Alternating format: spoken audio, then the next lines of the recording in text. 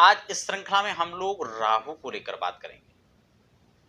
देखिए, राहु एकमात्र ऐसा ग्रह है जो उससे हर कोई भयभीत रहता है, भ्रमित रहता है।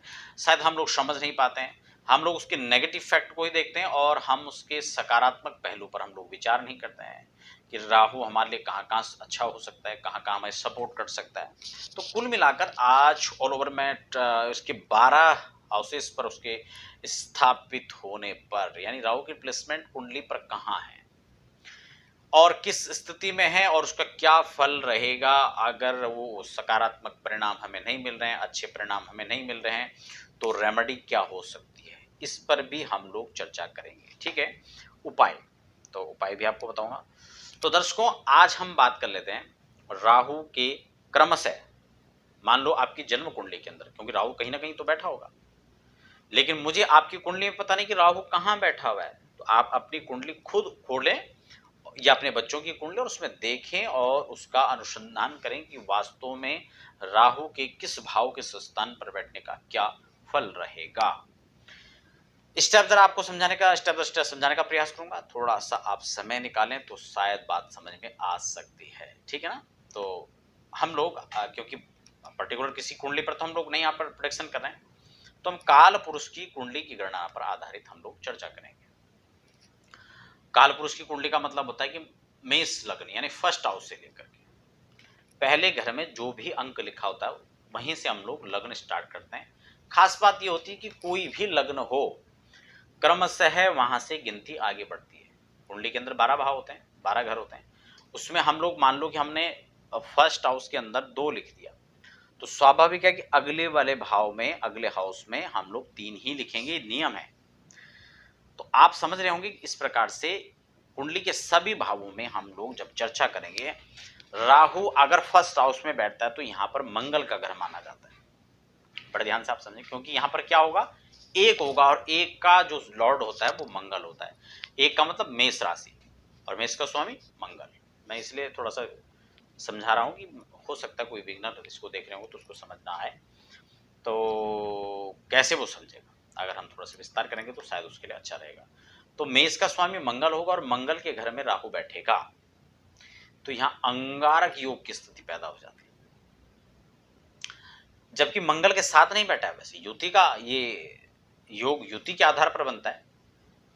युति को लेकर मैं अलग से चर्चा कर चुका हूं, आप उन्हें भी देख सकते हैं जाकर के।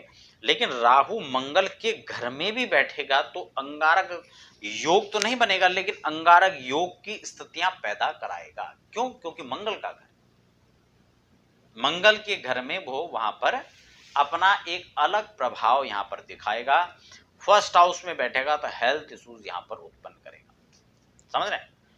कहीं ना कहीं चाहे मानसिक पीड़ा की बात हो। अच्छा, एक चीज और भी है, यहां पर अगर मान लो राहु उच्च का है तो उसका क्या परिणाम होगा। ठीक है, अगर राहु के साथ यहाँ घर तो मंगल का है लेकिन चंद्रमा और बैठ जाए तो युति तो नहीं होगी, चंद्रमा के साथ युति होगी। तो ऐसे में ग्रहण योग का निर्माण होगा और ग्रहण योग का निर्माण ऐसे में लग्न पर होगा, तो सबसे पहले ये आपके चंद्रमा को डिस्टर्ब करेगा, आपके स्वास्थ्य को डिस्टर्ब करेगा। तो ये दोनों से संबंधित जो बाधाएं हैं वो यहां पर नजर आएंगी। दूसरा एक खास बात कि 7th हाउस पर दृष्टि रहेगी। अब 7th हाउस हम लोग सब जानते हैं कि ये मैरिड लाइफ से जुड़ा हुआ है घर है। आपके कोई भी पार्टनर हैं, लव पार्टनर हो, लाइफ पार्टनर हो, बिजनेस पार्टनर हो, इन सब को जो है ये यहां पर राहु प्रभावित करेगा। ऐसे लोग कहीं ना कहीं मंगल से उसका कनेक्शन कोई ना कोई बन रहा हो, मंगल के घर में हो, तो ऐसे लोग बहुत जल्दी गुस्सा करने वाले, कभी कभी बेवजह भी जो है इनको क्रोध और उससे आवेश में आकर अपना बहुत सारा कई बार ये काम अपना बिगाड़ लेते हैं। तो बहुत सारी क्षतियां इससे समय समय पर इनको झेलना पड़ता है। वही अगर 2nd हाउस के अंदर योग बनता है, ठीक है, वहां पर राहु आते हैं, तो खास बात क्या, वो शुक्र का घर है। राहु का एक नियम यह भी है कि वो जहां जाता है उससे संबंधित फल भी देता है। यह भी राहु केतु के बारे में कहा जाता है। तो इसमें क्या है कि 2nd हाउस है, अब वहां राहु तो उसके साथ शुक्र बैठे, वैसा तो निश्चित नहीं है, लेकिन घर तो शुक्र का ही है ना, तो इसीलिए वहां पर वो उसको अच्छा लाभ मिलेगा। लेकिन ऐसे लोगों को पैतृक प्रॉपर्टी का लाभ नहीं मिल पाता है, मिल भी पाता तो बहुत कम, विवाद की स्थितियां बनी रहती हैं। और अधिकतर मामलों में देखा जाता है कि वो लाभ मिल ही नहीं पाता लोग। एक चीज और है, केतु अष्टम में हो जाएंगे। एक बात यहां पर ये भी, इन लोगों को जब भी धनागम की स्थिति बनेगी, ये कुछ ना कुछ ऐसे ही कार्य करते होंगे कि इनको धन अचानक से ही आता है। कुछ भी कार्य कर रहे हो, उसमें रेगुलर इनकम का स्रोत इनके पास नहीं होता। जब भी यहां पर धन आएगा वो अचानक आएगा, बड़ी तेजी के साथ आएगा। खर्च की बात नहीं कर रहा हूं, केवल आमदनी की ही बात कर रहा हूं। तो ऐसे लोग कहीं ना कहीं एक नंबर से कमाई करना चाहे तो यहाँ पर राहु उनको डिस्टर्ब करता है, 2 नंबर में लोग काफी फलीभूत हो जाते हैं। तो ये भी खैर अलग विषय, इस पर ज्यादा चर्चा नहीं करेंगे। तो ये द्वितीय भाव के अंदर की स्थिति है। अब हम लोग बात कर लेते हैं थर्ड हाउस के अंदर राहु। अब राहु या क्रूर पापक ग्रह जो भी त्रिक स्थान में खासकर बैठते हैं, चाहे वो 3 में बैठे, 6 में बैठे, 8 में बैठे, 12 में बैठे। वैसे हम कुंडली में 3, 6, 12 की स्थिति खासकर जो 6, 8, 12 की खासकर जो स्थिति होती है उसको हम यहाँ पर शुभ ग्रह के लिए अशुभ मानते हैं। लेकिन अशुभ ग्रह वहां पर कंफर्ट महसूस करता है। क्यों? क्योंकि वो उससे संबंधित जगह है। तो इसलिए राहु खासकर तृतीय भाव के अंदर यहां पर बहुत अच्छा जो है अपने आप को महसूस करता है।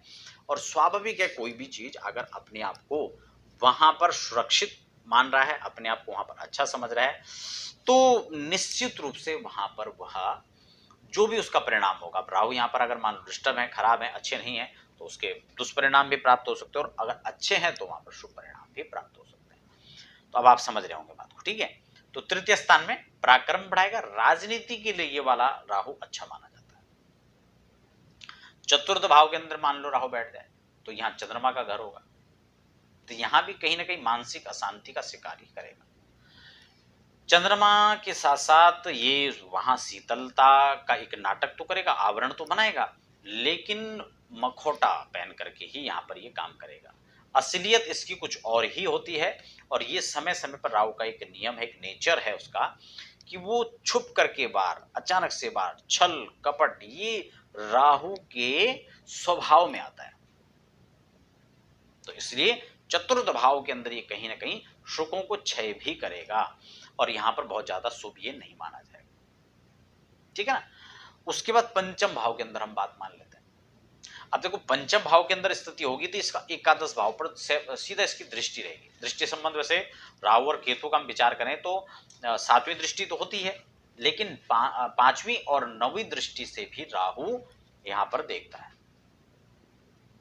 अब अगर यह स्थिति यहां पर होती है और ये पंचम भाव के अंदर बैठते हैं तो क्या होगा? पंचम भाव में यहां पर क्या है? सूर्य का घर है, और 5वां घर किसका है? संतान का घर है।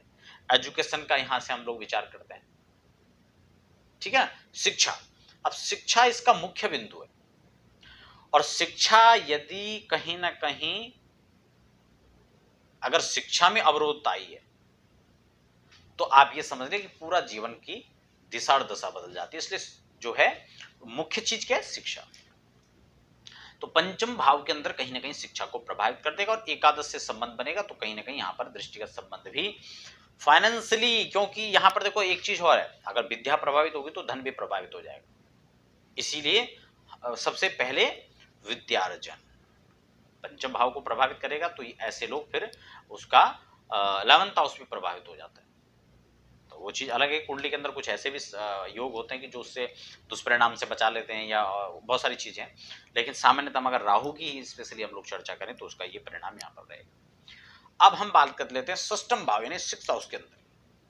यहां पर राहु प्रबल योग बनाएंगे, शत्रु विरोधियों को परास्त करेंगे। राजनीति में जो भी लोग उच्च पदों पर पहुंच पाते हैं वो राहु की देन होती है। राहु यहां पर षष्ठम भाव के अंदर उनको वहां पहुंचाने का काम करता है, छल बल के साथ, साम दाम दंड भेद कुछ भी हो, विरोधी परास्त करके वहां तक पहुंचाने का काम यहां राहु करता है, ठीक है ना। छोटे मोटे शत्रु तो बात ही खत्म है, बड़े बड़े मगरमच्छ भी पीछे हो जाते हैं। तो इसलिए षष्ठम भाव का राहु खासकर उनके लिए अच्छा माना जाता है, ठीक है। अगर बात हम सप्तम हाउस की करें, सप्तम भाव के अंदर ये वैवाहिक स्थिति को, है ना, इसलिए जब भी विवाह का बहुत सारे लोगों की कुंडली के अंदर योग जो है विलंब का बनता है तो उनके कुंडली में कहीं ना कहीं देखा जाए तो 7th हाउस प्रभावित होता है। वहां पर राहु की प्लेसमेंट हो, केतु की हो, या फिर शनि की हो, है ना, बहुत सारी चीज, या सूर्य की हो, तो ये यहाँ पर इसको प्रभावित करेगा। शुक्र का घर है, कुछ चीजों के लिए अच्छा भी रहेगा, लेकिन इसको विलंब से सुख यहाँ का प्राप्त होगा। अष्टम भाव के अंदर राहु बलवान हो जाता है, यहाँ पर विदेशों से कार्य करना, विदेश गमन, ठीक है, बहुत सारे ऐसे जो 2 नंबर के काम होते हैं वो राहु यहाँ पर कराएगा, उससे अर्थार्जन यहाँ पर राहु कराता है। 9th हाउस के अंदर बैठेगा तो बृहस्पति की यहाँ राहु नीच का हो जाता है, ठीक है, जबकि केतु वहाँ उच्च का हो जाता है। तो यहाँ भाग्य भाव के अंदर आकर के ये उतना अच्छा नहीं माना जाता, भाग्य को बहुत प्रभावित कर देता है। ऐसे लोग पूरे जीवन काल में संघर्ष करते हैं, लेकिन वहां नहीं पहुंच पाते जहां उनको पहुंचना होता है। काबिलियत भी होती है लेकिन पहुंच नहीं पाते, क्योंकि भाग्य इनका साथ नहीं दे पाता है। दशम के अंदर अगर ये स्थिति बनती है, राहु बनते हैं, तो यहाँ पर राहु काफी हद तक अच्छा प्रभाव भी रखते हैं, लेकिन कभी कभी ऐसे लोगों को ये भी देखा जा सकता है कि वो किसी न किसी मामले में फंसकर राजदंड भुगतने पर मजबूर हो जाते हैं, ठीक है। और चतुर्थों का सुख क्षय कर देता है, क्योंकि जब सुख का क्षय कर देगा इसीलिए वो वनवास कारावास की स्थिति पैदा हो जाएगी, कहीं ना कहीं उलझने, मानसिक अशांति, ये सब चीजें वहां पर उसको फेस करनी पड़ सकती हैं। एकादश के अंदर वही चीजें वहां राहु बैठेगा तो पंचम को प्रभावित करेगा, धन को प्रभावित करेगा, लेकिन यह शनि के घर में, इसलिए थोड़ा सा इसको सपोर्ट भी करता है राहु, ठीक है। तो कई चीजों में अगर मान लो ऐसे लोग केमिकल से जुड़े में हैं, कोल आदि का कार्य करते हैं, या कोई केमिकल की इंडस्ट्री में ऐसे लोग हैं, मीडिया आदि के क्षेत्र में हैं, या विदेश से कोई लेन देन का कोई इनका संबंध है, फाइनेंस का कार्य करते हैं, शेयर लॉटरी या फिर इस तरह का कार्य करते हैं, तो वहां पर लोगों को राहु सपोर्ट भी करता है। अब हम बात कर लेते हैं 12th हाउस के अंदर द्वादश में राहु जब चले जाते हैं, तो वहां पर भी राहु की प्लेसमेंट अच्छी ही मानी जाती है। वो बात अलग है कि ऐसे लोग अपना धन अधिक मात्रा में बर्बाद भी कर देते हैं। अब देखो, खर्च अलग चीज है, और मैंने बर्बाद शब्दों का इस्तेमाल किया है, उसका मतलब क्या होता है, क्योंकि हम वेस्ट करते हैं। ऐसे लोग अपना जो है खाने पीने में, एक तो खाना पीना आप लोग समझ रहे होंगे, तो ऐसे लोग यहाँ पर जो है अपने पैसे को बर्बाद कर देते हैं, जुआ सट्टा आदि में जो है उसको खत्म कर देते हैं। यहाँ ये भी कह सकते हैं कि अनाचार व्यभिचार में अपने धन संपत्ति को ऐसे लोग उड़ा देते हैं। तो इसमें राहु का दुष्परिणाम जो है आपको न झेलना पड़े, उसके लिए राहु से रिलेटेड जो उपाय हैं उसको हमें करना चाहिए। उपाय हमें क्या करना चाहिए, एक तो ऐसे लोगों को किसी भी गलत संगत से बचना चाहिए, भरपूर प्रयास करना चाहिए, ठीक है। कुंडली में कहीं भी राहु है, अगर दुष्परिणाम हमें मिल रहा है तो इन चीजों से बचना चाहिए। ऐसे में धोखाधड़ी के मामले बहुत ज्यादा होते हैं, उससे हम लोग सावधान सजग रहना चाहिए। और ऐसे लोगों को नियमित रूप से तो भगवान सांब सदा शिव की उपासना करनी चाहिए, या हनुमत लाल की उपासना इनको करनी चाहिए। हनुमान जी का और कुछ भी नहीं तो कम से कम एक हनुमान चालीसा का पाठ तो आप नियमित कर ही सकते हैं। तो ये तो बहुत छोटा सिंपल उपाय है, बाकी उपाय बहुत सारे हो सकते हैं, उसके लिए मैं अलग से स्वतंत्र चर्चा कर चुका हूँ। फिलहाल आज के इस एपिसोड में मैंने आपको बहुत छोटा उपाय और इसका चर्चा इस पर विस्तार से बताया। तो दर्शकों मनन है, और कुछ आप व्यक्तिगत प्रश्न अपना रखना चाहते हैं, जानकारी लेना चाहते हैं, तो हमारी वेबसाइट पर आप लॉगिन कर सकते हैं।